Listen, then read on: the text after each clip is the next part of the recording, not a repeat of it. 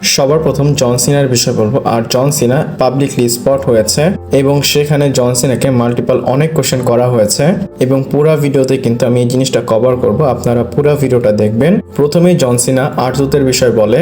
আপনারা জানেন আর্টুতের সাথে তার ম্যাচটা কনফার্ম হয়ে গিয়েছে স্যাটারডে নাইট মেইন ইভেন্টের জন্য।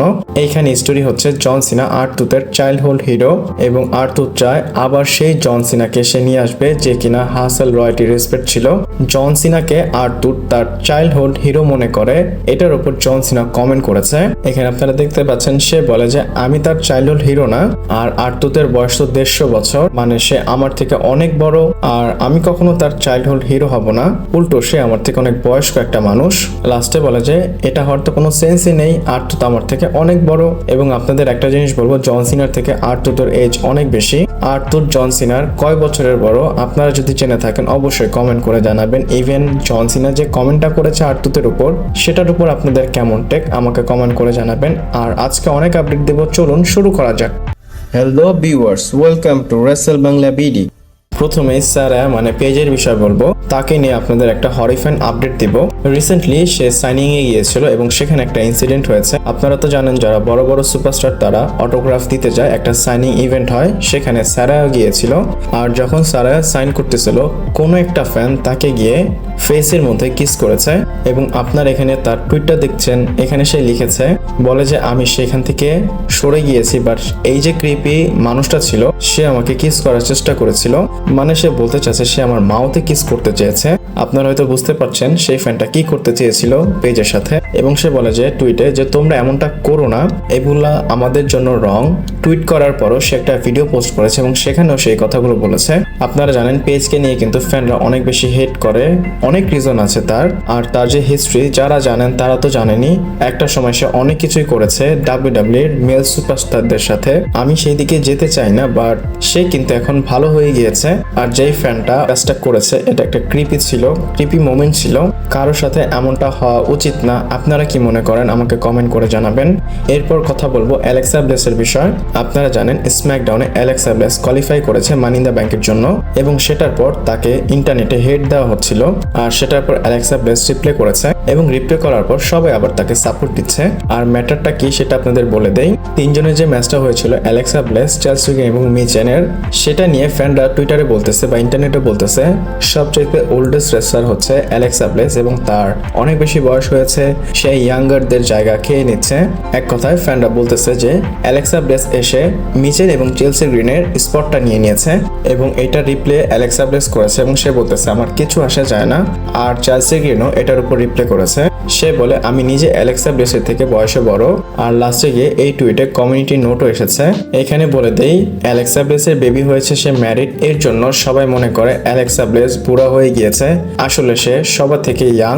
আপনারা যদি গুগলে সার্চ করে দেখেন তার বয়সটা অনেক কম, আপনারা গিয়ে দেখে আসতে পারেন। বাট এখন ফ্যানরা তাকে যে সাপোর্টটা দিচ্ছে সেটার জন্য আমি হ্যাপি। আপনারা হ্যাপি কিনা আমাকে কমেন্ট করে জানাবেন। এরপর কথা বলবো সোলো সিক এবং জিকা ফাটুকে নিয়ে এবং তাদেরকে নিয়ে হয়তো ডাব্লিউডাব্লিউ প্ল্যান করেছে সামার স্ল্যামে তাদের একটা ম্যাচ করাবে। আপনারা কিন্তু দেখেছেন প্রথমে তাদের একটা অ্যাঙ্গেল হয়েছিল, দেন ডাব্লিউডাব্লিউ অ্যাঙ্গেলটা বন্ধ করে দিয়েছিল, জিকা ফাটুকে চ্যাম্পিয়ন করলো। এখন আবার সেই অ্যাঙ্গেলটা ডাব্লিউডাব্লিউ আমাদের দেখাচ্ছে। এবং আপনাদের বলে দিই তাদের যদি স্টোরিটা শুরু হয় সেখানে কিন্তু জেফ কফ অবশ্যই থাকবে এবং অলরেডি সে ইনভলভ হয়ে গিয়েছে। আপনারা এক্সপেক্ট করতে পারেন অথবা এটা আপনারা একদম মানতে পারেন সোলো সিকার সাইডে জেফ কফ থাকবে। এছাড়াও সামার স্ল্যাম 2টা নাইটের ইভেন্ট, ডেফিনেটলি 2 নাইটের মধ্যে একটা নাইটে আপনারা সোলো সিক এবং চেকা ফাটোর ম্যাচ দেখতে পারবেন। আপনাদের বলে দেই এখন ওয়ার্কিং প্ল্যানে এমনটা হচ্ছে, কিন্তু রিপিট করে বলি এটা কিন্তু এখন কমপ্লিটলি কনফার্ম হয়নি। আমি পার্সোনালি দেখতে চাই সোলো সিকা ভার্সেস চেকা ফাটোর ম্যাচ এবং আমি চাই সোলো সিকা যেন চ্যাম্পিয়ন হয়ে যায়। আপনারা কি চান আমাকে কমেন্ট করে জানাবেন।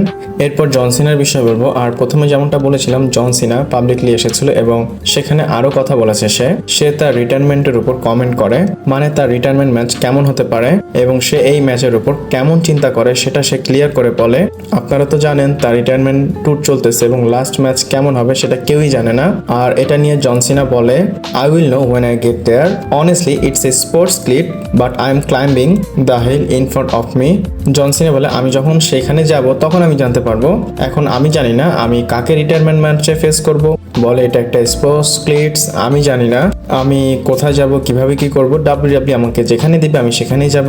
এখানে বোঝাই যাচ্ছে জন সিনা কোনো কিছু রিভিল করতেছে না, এমনিতে সে সবই জানে তার লাস্টে কার সাথে ম্যাচ হবে, সে লাস্টে কি করবে। কারণ যদি এই জিনিসটা না হতো ডাব্লিউডাব্লিউ কিন্তু তার অ্যাপিয়ারেন্স গুলো কাউন্ট করতো না।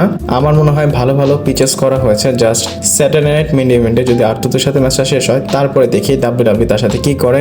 এরপর নেটালিয়ার বিষয় বলবো। আর নেটালিয়া NWA রেসলিং একটা ফ্যানের উপর অ্যাটাক করেছে। আপনারা ভিডিওতে দেখতে পাচ্ছেন ফ্যান ব্যারিকেডের মধ্যে ছিল, সে কিছু বলতেছিল, নেটালিয়া এসে তার উপর অ্যাটাক করে। মানে অ্যাটাক করে বলতে সে চর মারে এবং সিকিউরিটিরা তাকে খুব টাইটলি সেখান থেকে নিয়ে যাচ্ছিল। আর এই ভিডিওটা অনেক বেশি ভাইরাল হয়েছে। আর আমি যখন ভিডিওটা দেখেছি আমার একদম মনে হচ্ছিল যে এটা একটা স্ক্রিপ্ট ছিল, মানে রিয়েল না এটা ফেক হবে। আর এটার উপর আপডেটও এসেছে। অ্যাকর্ডিং টু রিংসাইড নিউজ তারা বলতেছে যে এইখানে একটা অ্যাঙ্গেল ছিল। অ্যাঙ্গেল বলতে এখানে যাই হয়েছে সেটা একটা অ্যাঙ্গেল ছিল আর সবকিছু একটা পার্ট ছিল। এখানে তারা বলতেছে এটা রিয়েল ফ্যান ছিল না, সে একটা টিম মেম্বার ছিল। আর এর জন্যই আমি বলি নেটালি তো কখনো কারো উপর অ্যাটাক করেনি। এত বছর তার রেসলিং ক্যারিয়ার, সে কখনো কারো উপর এমনটা করেনি বা কারোর সাথে খারাপ বিহেভ করেনি। হুট করে কেন সে অন্য রেসলিং এ গিয়ে এমনটা করবে? আর এখন তো আমরা জানতে পেরেছি সেটা একটা স্ক্রিপ্টের পার্ট ছিল। আমার কাছে এটা ইন্টারেস্টিং লেগেছে তাই আপনাদের সাথে শেয়ার করলাম। ইভেন এখনো যারা আপনার ভিডিওটা দেখতেছেন প্লিজ চ্যানেলটাকে সাবস্ক্রাইব করবেন, ভিডিওটাকে লাইক করবেন। এরপর আমরা মানি ইন দ্য ব্যাংকের বিষয় বলবো। আর PW insider money in the ব্যাংকের যে ম্যাচ হবে সেটা কনফার্ম করেছে। এখানে সে বলে যে জন সিনা এবং ট্র্যাভিস স্কট টিম আপ করবে এবং মানি ইন দ্য ব্যাংকের যে মেইন ইভেন্ট হবে সেখানে জন সিনা এবং Travis Scott versus Cody Rhodes and Randy অর্টনের মধ্যে ম্যাচ হবে। মানে এখানে একটা ট্যাগ টিম ম্যাচ আপনারা দেখতে পারবেন মেইন ইভেন্টে। ইভেন আপনাদের বলে দেই এটা কিন্তু 6 ম্যান ট্যাগ টিম ম্যাচে কনভার্টও হতে পারে যদি রক আসে। বাট সে বলতেছে মোস্টলি যে চান্স আছে সেটা হচ্ছে John Cena Travis Scott versus Cody Rhodes and Randy Orton.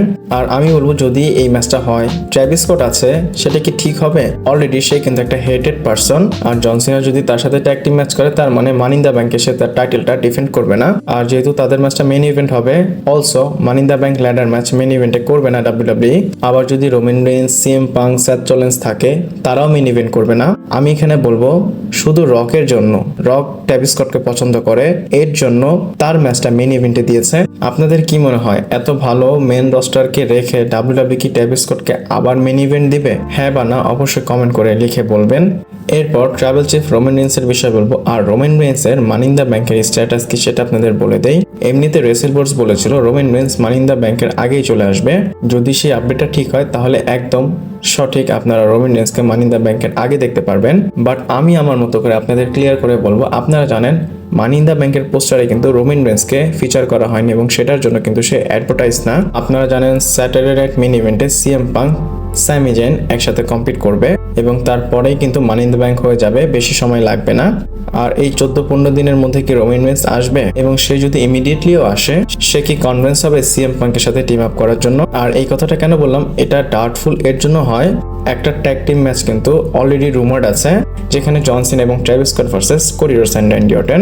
যদি আপনারা দেখেন এটা কিন্তু নিজে থেকে একটা বড় ম্যাচ। আর WWE যদি আরো একটা বড় ম্যাচ করে রোমান পাঙ্ক, সেথ ব্রেকার, তাহলে কিন্তু মানি ইন দ্য ব্যাংকে অনেক বেশি ট্যাগ টিম ম্যাচ হয়ে যাবে। আর এমনটা করলে কিন্তু মেইন ইভেন্ট কে করবে? এখানে CM punk, Roman Reigns, Seth Rollins আছে, ওইদিকে জন সিনা, কোডি রোডস, র্যান্ডি অর্টন আছে। তারা কিন্তু সবাই বড় লেভেলের সুপারস্টার। আপনারা একটাবার চিন্তা করে দেখেন, এটা কিন্তু অনেক বেশি কনফিউশন।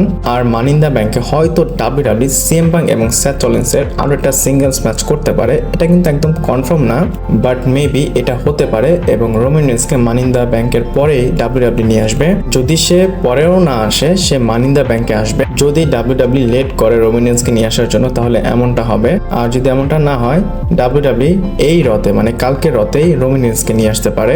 আর কালকের রতে যদি নিয়ে আসে অলরেডি কিন্তু ম্যাচ কনফার্ম হয়ে গেছে Sami Punk versus Rollins and Breakker. WWE নিয়ে আসবে না। বড় প্রিমিয়াম লাইভ ইভেন্টের জন্য বা বড় মোমেন্টের জন্য রোমান রেইন্সকে যেহেতু বাঁচিয়ে রেখেছে, হয়তো রোমান রেইন্স বড় প্রিমিয়াম লাইভ ইভেন্টে আসবে আর সেটা হচ্ছে মানি ইন দ্য ব্যাংক। আপনাদের কি মনে হয়?